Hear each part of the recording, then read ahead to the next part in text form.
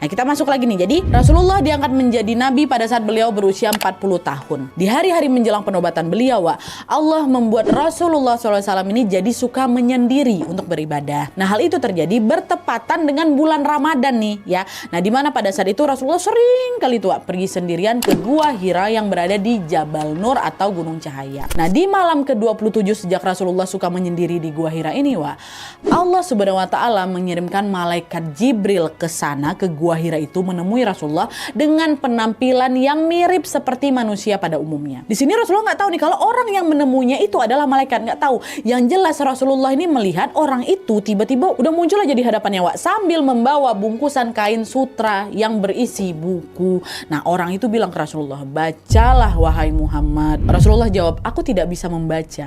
Orang itu kemudian mengulang lagi, "Bacalah," sampai 3 kali gitu kan, dengan suruhan yang sama itu. Barulah di terakhir Rasulullah mengubah pertanyaannya, "Apa yang harus aku baca?" Rupanya yang harus beliau baca adalah surat Al-Alaq ayat 1-5. Nah, setelah ayat-ayat itu turun, orang yang menyuruh Rasulullah membaca tadi tuh, which is malaikat Jibril nih, tiba-tiba menghilang. Hilang aja kayak gitu. Apa nggak takut Rasulullah waktu itu kan? Beliau pun langsung lah buru-buru bergegas mau pulang tuh, meninggalkan Gua Hira. Nah, pas beliau keluar dari Gua Hira, beliau mendengar ada suara dari langit yang berkata, "Wahai Muhammad, engkau adalah utusan Allah dan aku adalah Jibril. Wahai Muhammad, engkau adalah utusan Allah dan aku adalah Jibril. Wahai Muhammad, engkau adalah utusan Allah dan aku adalah Jibril." 3 kali disebut. Dan ketika Rasulullah mendongakkan kepala beliau ke langit untuk mencari sumber suara itu, disitulah beliau kembali dibuat ketakutan pas ngelihat seisi langit ini.